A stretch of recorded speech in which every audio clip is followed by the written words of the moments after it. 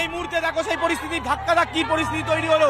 আন্দোলনকারীরা তারা ধাক্কা দিয়ে ভেতরে থানার দিকে আসার চেষ্টা চালাচ্ছেন, পুলিশ আটকানোর চেষ্টা করছে, কিন্তু কোনোভাবেই আন্দোলনকারীরা থামতে চাইছেন না। ধাক্কির পরিস্থিতি তৈরি হয়েছে। আমরা বলছিলাম, যেটা বারবার বলছিলাম, এই মুহূর্তে দাঁড়িয়ে মহিলারা তারা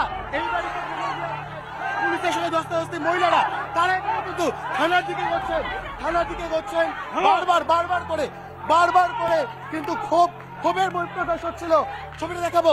কেন থানার দিকে যাচ্ছেন?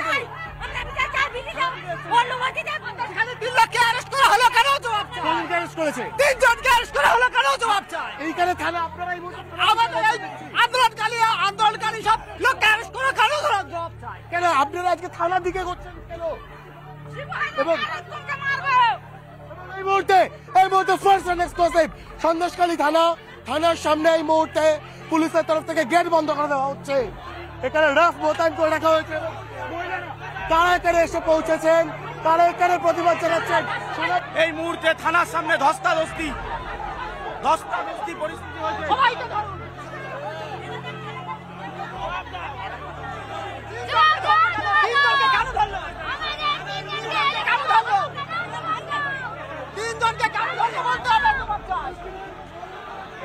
এই মুহূর্তে থানার সামনে চলে এসছে। যে আন্দোলনকারীরা থানা থেকে 200 মিটার দূরে ছিল, তারা এই মুহূর্তে একেবারে থানার সামনে চলে এসছে। পুলিশের সাথে বচসা, ধাক্কি।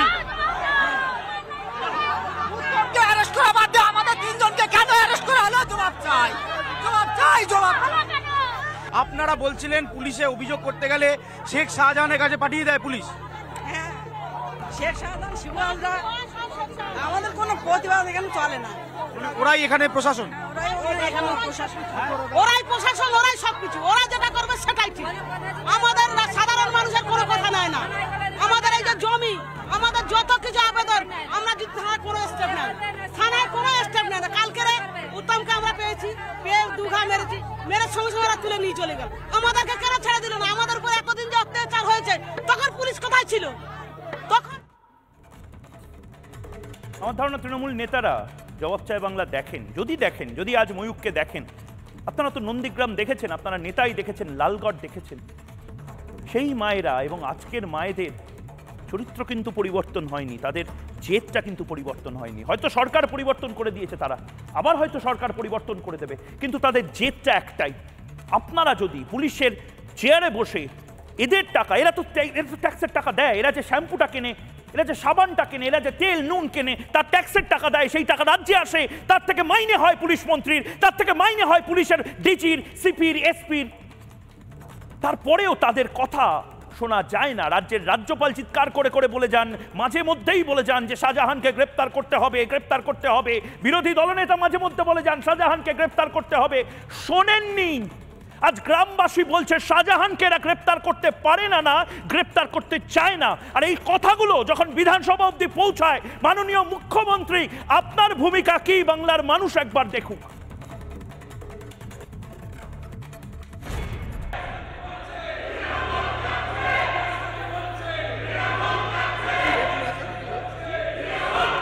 বাজেট শেষ হওয়ার পর যদি বিরোধী দলের কোনো বক্তব্য থাকে, তাদের স্বাধীনতা আছে, তারা সেটা নিয়ে বলতে পারে, মতামত ব্যক্ত করতে পারে, আলোচনা করতে পারে।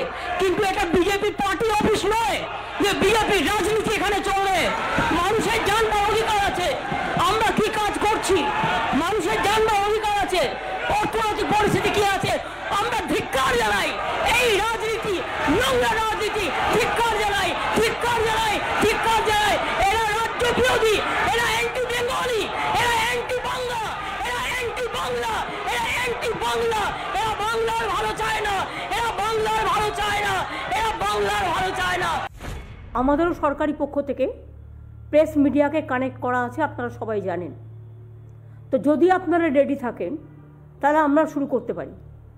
আর যদি আপনারা মনে করেন না একতরফা বিজেপি যা বলবে সেটাই হবে, তাহলে কিন্তু I am sorry, I can't wait.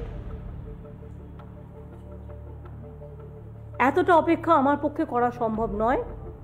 আপনারা সবাই জানেন আমার ফিভার আছে, তা সত্ত্বেও আমি এতক্ষণ ঠান্ডাতে বসেছিলাম। বাজেট, পুরো বাজেট শুনেছি। তা সত্ত্বেও আমি বসে আছি, কারণ আপনারাই মিট করতে চেয়েছিলেন। যদি প্রেস মিডিয়া মনে করেন আপনারা আমাদের বক্তব্য শুনবেন না, আমার তাতে কোনো খেদ থাকবে না। আমি তাহলে বলবো thank you so much, sorry, আমি আর 5 মিনিট দেখব। 5 মিনিটের মধ্যে যদি আপনারা আমাদের অ্যালাউ করেন আমরা করব। বাট কেউ যদি ঘরে গিয়ে বসে থেকে জোর করে মনে করে আর কাউকে বলতে দেবো না, একতরফা বলার অধিকার একমাত্র একটি রাজনৈতিক দলে, তাহলে আমি সরি, তাহলে প্রেস মিডিয়ার এই রোলটাকেও আমরা ভালোভাবে গ্রহণ করতে পারবো না।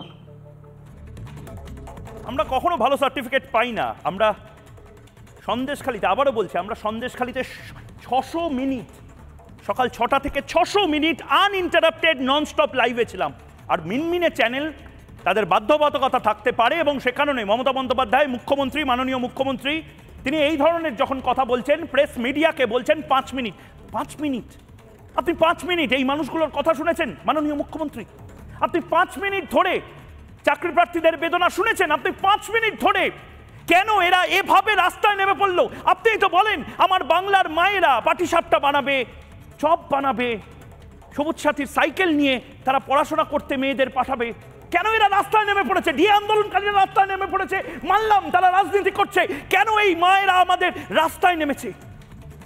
আপনি তো মুখ্যমন্ত্রী, আপনি হয়তো ব্যস্ত থাকবেন, কিন্তু অভিষেক বন্দ্যোপাধ্যায়ও শাহজাহানদের, আরাবুলদেরকে খুঁজে পান না বা তাদের কোনো দোষ দেখেন না।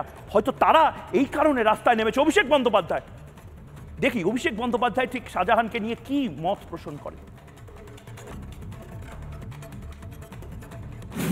শেখ শাহজাহান কি করেছে?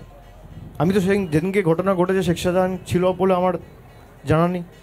কিছু লোকের বিক্ষোভ আমি দেখতে পেয়েছি, আমি জানি না। তবে যে ঘটনাটা ঘটেছে অনভিপ্রেত, এবং এই ঘটনাটা না ঘটলেই ভালো হতো। যে ঘটনাটা সেদিনকে তার বাড়ির বাইরে ঘটেছে, এটা কে ঘটিয়েছে তো তদন্ত ছাড়া বলা যাবে না। এবং তো কেস তো সাব জুডিস, অলরেডি ইডিও মামলা করেছে, অলরেডি সিট গঠন করে তদন্ত হচ্ছে। তো যতক্ষণ না তদন্তে কোনো রকম কোনো ফয়সালা হচ্ছে, আমি কি করে বলতে পারি এর পিছনে কে আছে? আমি তো গণৎকার নই, জ্যোতিষ নই।